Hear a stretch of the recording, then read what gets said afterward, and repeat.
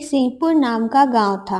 उस गांव में एक गोलू नाम का लड़का रहता था। वह बहुत मेहनती, शांत स्वभाव का लड़का था। वह बहुत गरीब था। गांव में एक पेड़ के नीचे छोटी सी कुटिया बनाकर रहता था। दिन भर काम करता और रात में घर आ जाता। गोलू लकड़ियां बेचता था। रोज वह जंगल जाता, लकड़ियां लाता और उन्हें बेचता। गोलू का एक राकेश नाम का दोस्त था। अरे गोलू भाई, तुम इतनी सुबह सुबह कहाँ जा रहे? जंगल जा रहा हूँ भाई, लकड़ियाँ लेने। गोलू भाई, तुम कब तक लकड़ियों के काम करोगे? मेरे साथ चलो तुम दुकान में काम करने। अरे नहीं भाई, मैं इसी काम में खुश हूँ। वैसे भी मुझे जंगल की शुद्ध वातावरण अच्छा लगता है। मैं जंगल जाता हूँ और थोड़ी देर पेड़ के नीचे बैठता हूँ। उसके बाद मैं लकड़ियाँ काटता हूँ और गांव में लाके मैं बेच देता हूँ। ठीक है भाई, अब मैं जाता हूँ, मुझे देर हो रही है। अरे भाई ध्यान से, मैंने सुना है जंगल की दाईं ओर चुड़ैल की वास है। वहाँ जो भी जाता है कभी वापस नहीं आता है। 2 दिन पहले 2 गांव के लड़के गए थे और वो अभी तक अपने गांव वापस नहीं आए हैं। उन दोनों लड़कों का आज तक पता नहीं चल पाया है, इसलिए भाई थोड़ा संभाल के। ठीक है भाई, मैं जंगल की दाईं ओर नहीं जाऊंगा।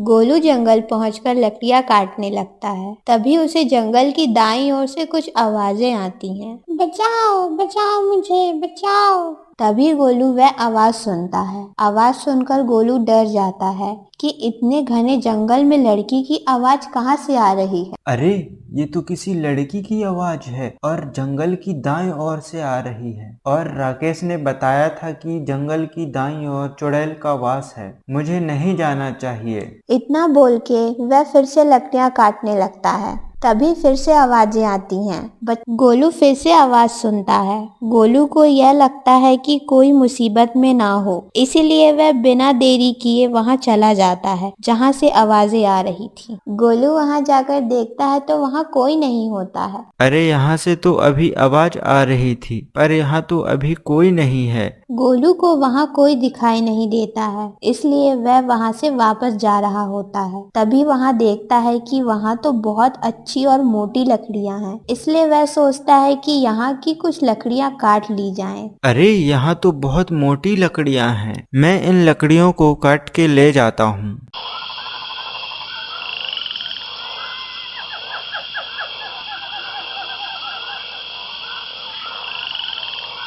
तभी वहां एक चुड़ैल आ जाती है। गोलू उस चुड़ैल को देखकर डर जाता है, क्योंकि उस चुड़ैल का शरीर ही नहीं होता है। अरे, इस चुड़ैल का तो शरीर ही नहीं है। ये कैसी चुड़ैल है? हे भगवान, बचाओ मुझे। तुम इस जंगल में क्या कर रहे हो? कौन हो तुम और मेरे जंगल में क्या कर रहे हो? गोलू डर के मारे चिल्लाने लगता है। अरे बचाओ कोई मुझे इस चुड़ैल से। कौन हो तुम? यहाँ क्या कर रहे हो? मुझे माफ कर दो, मैं पास के गांव में रहता हूँ और यहाँ लकड़ियाँ काटने आया था। अच्छा, मतलब तुम यहाँ लकड़ियाँ काटने आए हो? तुमने यहाँ आके बहुत बड़ी गलती कर दी है, क्योंकि यहाँ जो भी आता है वह कभी वापस नहीं जा पाता है। नहीं, मुझे माफ कर दो और छोड़ दो। बदले में आप जो बोलोगी मैं वो करूँगा। मैं तुम पर भरोसा कैसे करूँ? भरोसा करिए, मैं कभी किसी का भरोसा नहीं तोड़ता। ठीक है, तुम्हें तुम्हारे जान के बदले में मेरा काम करना पड़ेगा। तुम्हें मेरा शरीर लाना पड़ेगा। तुम्हारा शरीर? हाँ, मेरा शरीर, जो एक मंत्रों वाले गुफा में है, जहाँ कोई चुड़ैल भूत प्रेत नहीं जा सकती। वहाँ तुम जैसे लोग ही जा सकते हो। गोलू चुड़ैल की बात मानकर गुफा की ओर चला जाता है। गुफा में जाकर वह चुड़ैल का शरीर लेकर आता है। तुम मेरा शरीर ले आए। तुम बहुत अच्छे इंसान हो। तुम चाहते तो भाग भी सकते थे, पर तुमने ऐसा नहीं किया। तुमसे पहले बहुत लोग आ चुके हैं यहाँ, वह भी ऐसा ही बोल के जाते थे और भागने की कोशिश करते थे, इसलिए मुझे उन लोगों को मारना पड़ता था। तुमने अच्छा काम किया है और मेरी मदद भी की है। मांगो तुम्हें जो चाहिए। मुझे कुछ नहीं चाहिए।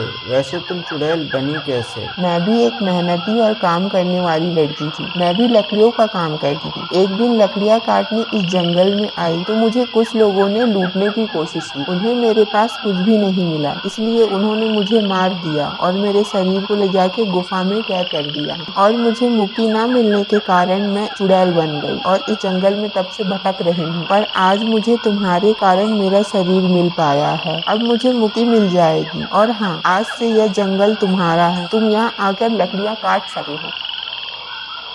Thank you for watching this video. अगर आपको मेरा वीडियो पसंद आया हो तो लाइक और सब्सक्राइब करना।